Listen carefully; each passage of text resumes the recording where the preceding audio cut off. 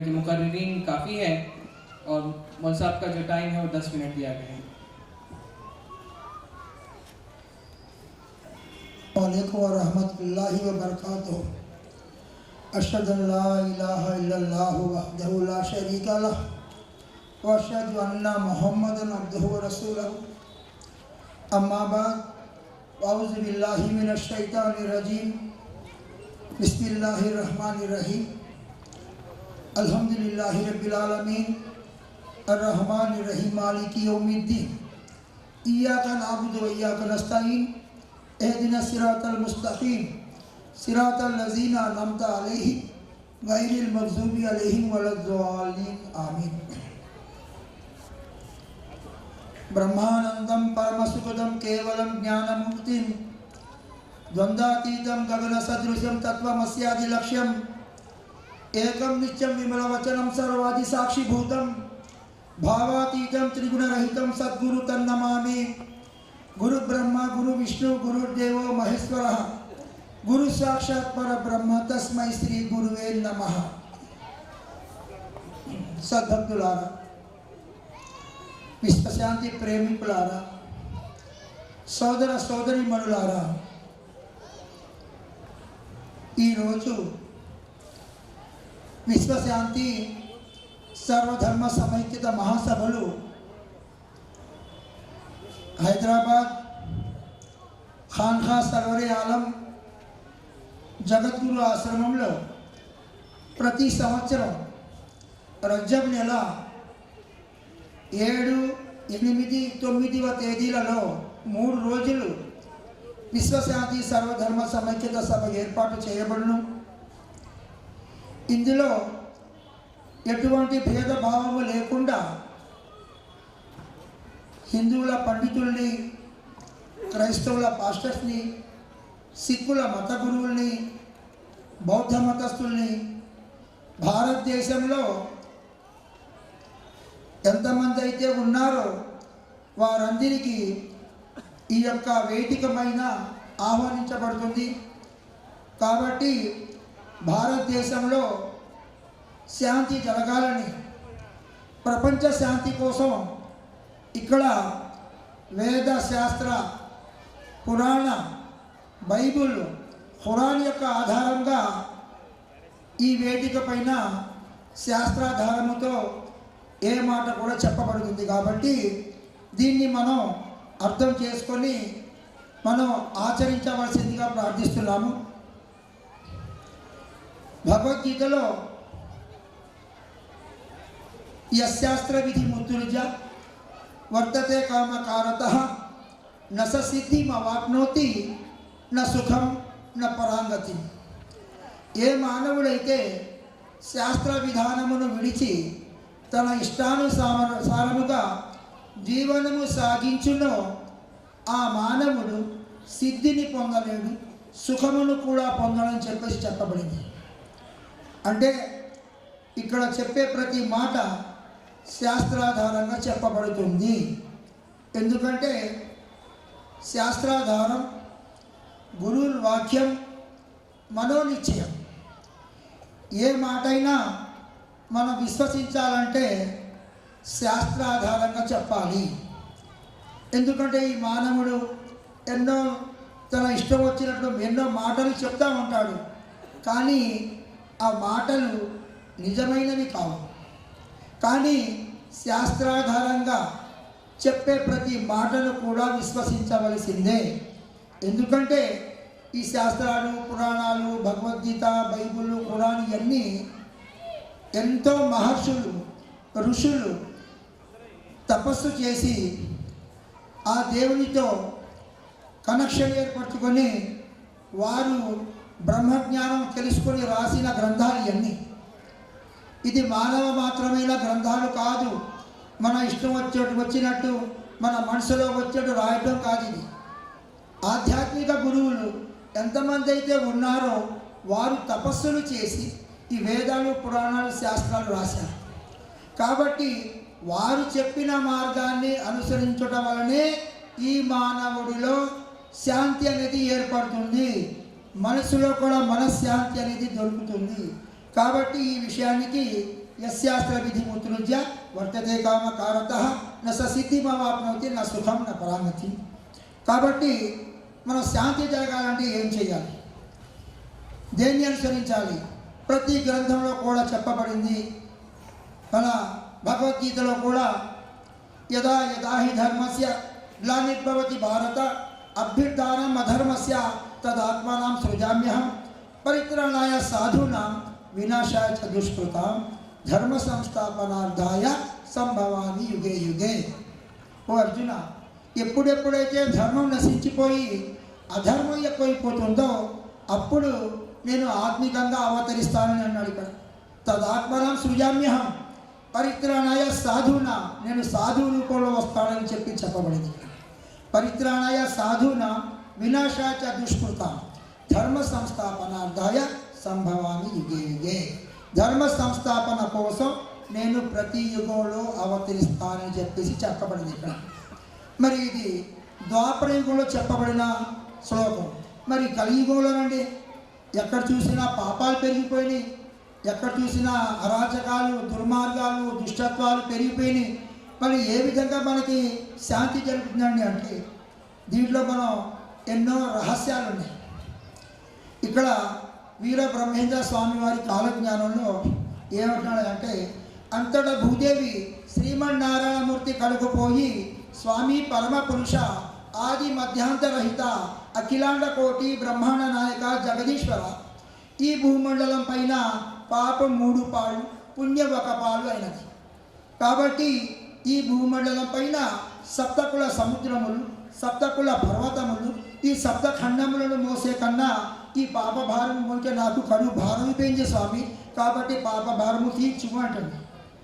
అంతటా శ్రీమన్నారాయణమూర్తి ఈ బ్రహ్మాండులను చూచి ఈ భూమండలం పైన దుష్టజన నిగ్రహ శిష్టజన పరిపాలనము చేయటానికి గాను దేవతలమైన మేము దేవతా రూపములు దాచక నర రూపములు ధరించి ఈ భూమండలం పైన ఉద్భవించదము. దుష్టజన నిగ్రహ శిష్టజన పరిపాలనము చేయటం తప్పదు అన్నాడు. దీన్ని బట్టి మనకి ఏమర్థం అవుతుందయ్యా అంటే, ఎంతమంది అయితే దేవతలు ఉన్నారో వారు మానవ రూపం ఎత్తి వస్తారని చెప్పబడింది ఇక్కడ.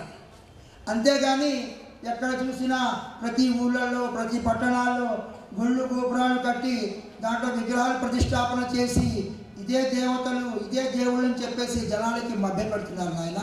కాబట్టి శాస్త్రాధారంగా ఏమైతే ఉన్నాయో మనం వాటిని అనుసరించడం వల్లే మాకు ముక్తి మార్గం దొరుకుతుంది. కాబట్టి ఎక్కడొస్తారండి దీనికి?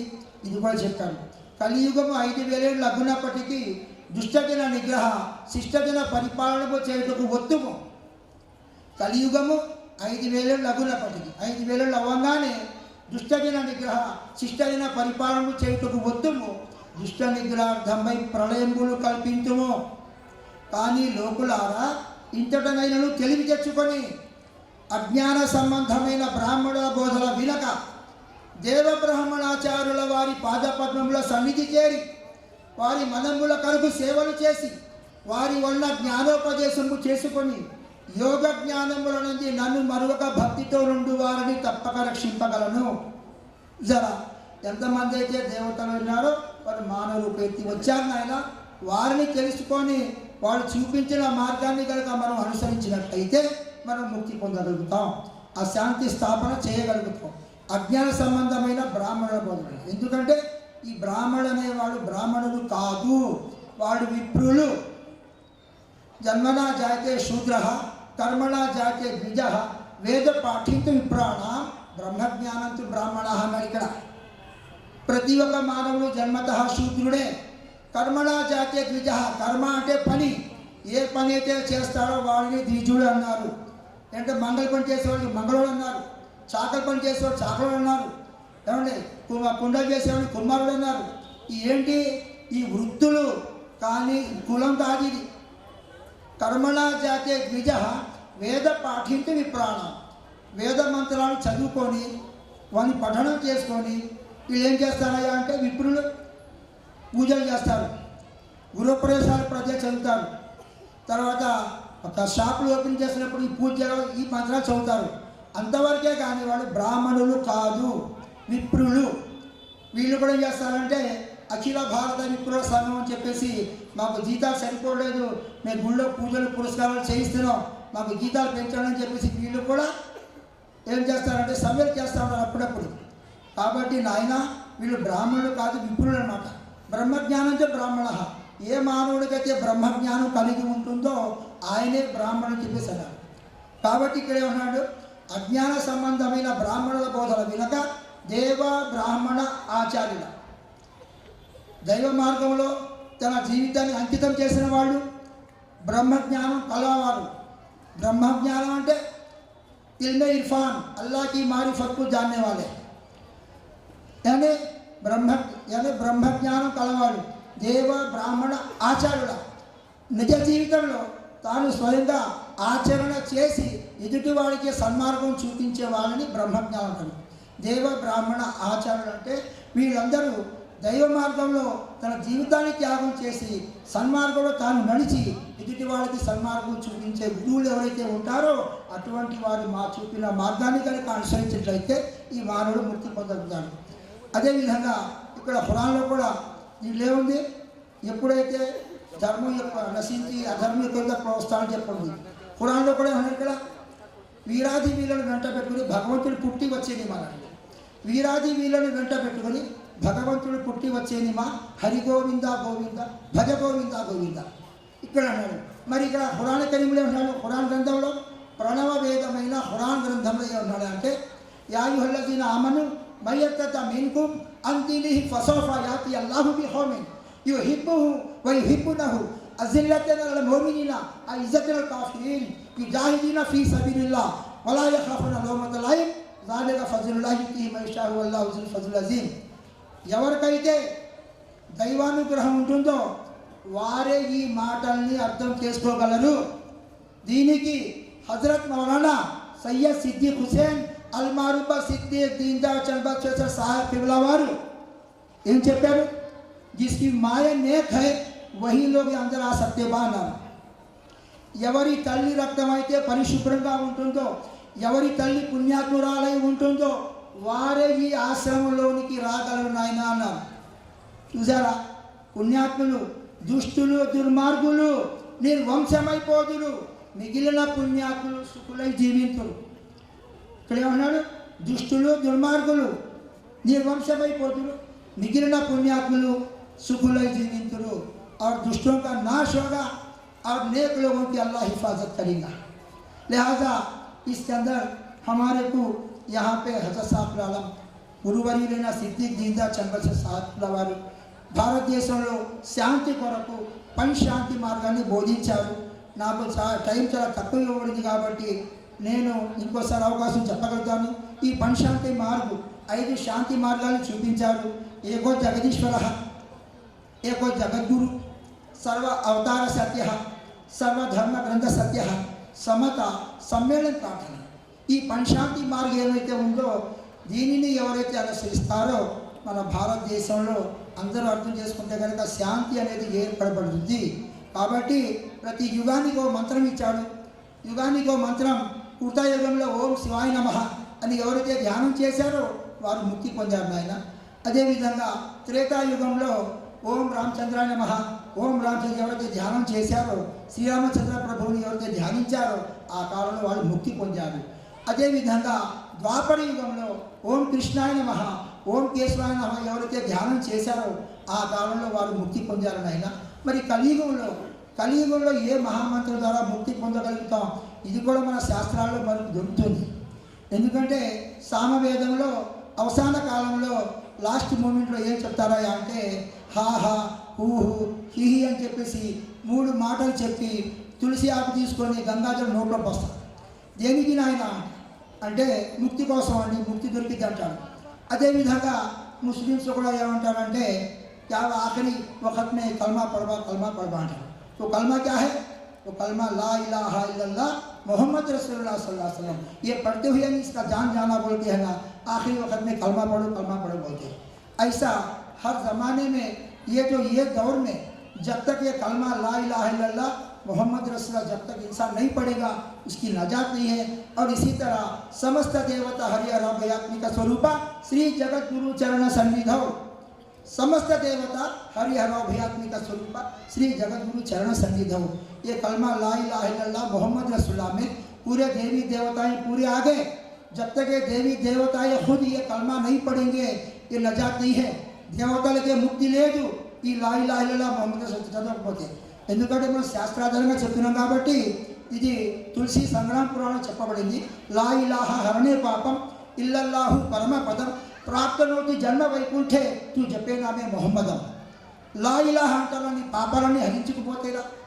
ఇల్లల్లాహు పరమ పదం ఇల్లల్లా అంటే పరమాత్ముని నామం దాని పేరు అల్లా। ప్రాప్తనోతి జన్మ వైకుంఠే నీ జన్మ వైకుంఠానికి చేరాలంటే నువ్వు స్వర్గానికి చేరాలంటే तू जन्नत को जाना पड़े तू जपे नामे मोहम्मद अमन मोहम्मद सल्लल्लाहु अलैहि वसल्लम का नाम जपन చేయమని जप करो उनका नाम का ध्यान करो। इसी तरह और एक छोटा श्लोक पढ़कर मैं अपनी जगह लेता हूँ। वेदव्यास महर्षि जी को सूत ऋषि अपने आश्रम को बुला के खाना वाना खाने के बाद सब सुकून से बैठ के कहते हैं, हे वेदव्यास गुरु महाराजा ये संसार का समुद्र है कोई पार कर नहीं सकता। ఈ సంసార సముద్రాన్ని ఎవరు దాటలేరు నాయన। ఈ సంసార సముద్రం దాటాలంటే మనం ముక్తి పొందాలంటే ఏం చేయాలని ఆయన ప్రశ్నిస్తున్నారు। అది సంస్కృత భాషలో ఉంది। అపార సంసార సముద్ర తప్పే సంవర్తన శరణంకి ముక్తి గురు కృపాలో కృపయావేదకం। ఓ వేదవ్యాస గురు మహారాజా ఈ అపార సంసార సముద్రం మనకు తీరము తగలదు కదా, మరి ఏ గురువు ద్వారా మనం ముక్తి పొందాలవుతామని చెప్పేసి అన్నారు। దానికి సమాధానంగా వేదవ్యాస మహర్షి వారు ఏమన్నారు అంటే, హే మానవ విగత రాగ పరావర్గ్య మొహమ్మదం ధర్మగురు సతతం స్మరంతి ధ్యానన జన్హతే కల్మషం చేతనాస్తే మాతుపై దర్శనం నా పునః పిబంతి। ఏ మానవుడైతే క్రోధము చేత కలుగునటువంటి చెడు గుణములు వదిలి మనోనిగ్రహముచే మొహమ్మదం ధర్మగురు ధర్మానికి గురు కలియుగంలో ఆ మహావిష్ణుమూర్తే మొహమ్మదం అనే నామధేయంతో ఏం చేస్తారయ్యా నాయన। మొహమ్మదం ధర్మగురు సతతం స్మరంతి ఆయన నామస్మరణ ధ్యానం చేత మానవుల్లో మనసులో ఉన్న కపట కల్మషాలన్నీ పోతాయి అన్నాడు। अब इंसान के अंदर कीना कपट का जी दिल पाक हो जाता जब रसूलुल्लाह सल्लल्लाहु अलैहि वसल्लम के तारीफ करने से आपका जिक्र करने से इंसान का खल्क पाक हो जाता। मातु पे दर्शन ना पुनः पिबंती फिर माँ का दूध पीने के लिए दुनिया में पैदा नहीं होगा। तल्ली पालू త్రాగబోడు ముక్తి కొరకు మళ్ళా ప్రపంచంలో పుట్టబోడని చెప్పేసి ఇక్కడ చెప్పబడింది। కాబట్టి ఈ మహామంత్రం లా ఇలాహ ఇల్లల్లాహ్ ముహమ్మద్ రసూలుల్లాహ్। కాబట్టి మనం అందరం దీన్ని ధ్యానం చేస్తే 40 దినాలు ధ్యానం చేయండి, ఆయన మీకు ప్రత్యక్ష నేను కటాక్షం అవుతాడు, ఆయన మీకు స్వప్నంలో కనిపిస్తాడు, ఆయన యొక్క దర్శనం మీకు దొరుకుతుంది। కాబట్టి 40 దినాల వరకు ఉదయం సాయంత్రం లా ఇలాహ ఇల్లల్లాహ్ ముహమ్మద్ రసూలుల్లాహ్ స్నానం చేసి శుభ్రంగా ఉండి కాయ శుద్ధి వాక్ శుద్ధి మనశుద్ధి మీరు శుద్ధిగా ఉండి కనుక ధ్యానం చేసినట్లయితే ఆయన దర్శన భాగ్యం మీకు దొరుకుతుందని చెప్పేసి ఈ సభాముఖంగా నేను తెలియజేస్తున్నాను। అందరికీ శాంతి జరగాలంటే ఇదే మార్గం। దీనికి అరబీ భాషలో ఓం శాంతి శాంతి శాంతి అంటారు। ఇదే శాంతి అనే పదానికి ఉర్దూలో కనుక అనువాదం చేసినట్లయితే దీనికి అమన్ అంటాడు। ఇదే శాంతి అనే పదానికి ఇంగ్లీష్ భాషలో అనువాదం చేసినట్లయితే దానికి పీస్ అంటాడు। ఇదే శాంతి అనే పదానికి హిబ్రూ భాషలో కనుక అనువాదం చేసినట్లయితే దానికి షాలేం అంటాడు। ఇదే శాంతి అనే పదానికి అరబీ భాషలో కనుక అనువాదం చేసినట్లయితే ఇస్లాం అంటాడు। ఇస్లాం అన్నా శాంతి అన్నా పీస్ అన్నా అమన్ అన్నా షాలేం అన్నా ఒక్కటే। పానీ అన్నా నీళ్లు అన్నా వాటర్ అన్నా తన్ని అన్నా జల్ అన్నా హోయా అన్నా వస్తువు ఒకటే భాష భేదం మాత్రం వస్తువు ఒకటే। కానీ అందువలన ఈ యొక్క విషయాన్ని మీరు అర్థం చేసుకోండి। ఏమన్నా మీరు మాకు విడిగా కలవాలనుకుంటే కలిసి కూర్చొని మాట్లాడవచ్చు, మీరు డౌట్స్ ఉంటే మాకు అడగవచ్చు, ప్రతి డౌట్కి మేము మీకు క్లారిఫైగా అర్థమైనట్టు చెప్తాం। ఇక్కడ భాష భేదం తత్వం ఒకటే కాబట్టి ఆఖరి దావానా అని అల్హమ్దులిల్లాహి రబ్బిల్ ఆలమీన్ బహక్ లా ఇలాహ ఇల్లల్లాహ్ ముహమ్మద్ రసూలుల్లాహ్ సల్లల్లాహు అలైహి వసల్లం।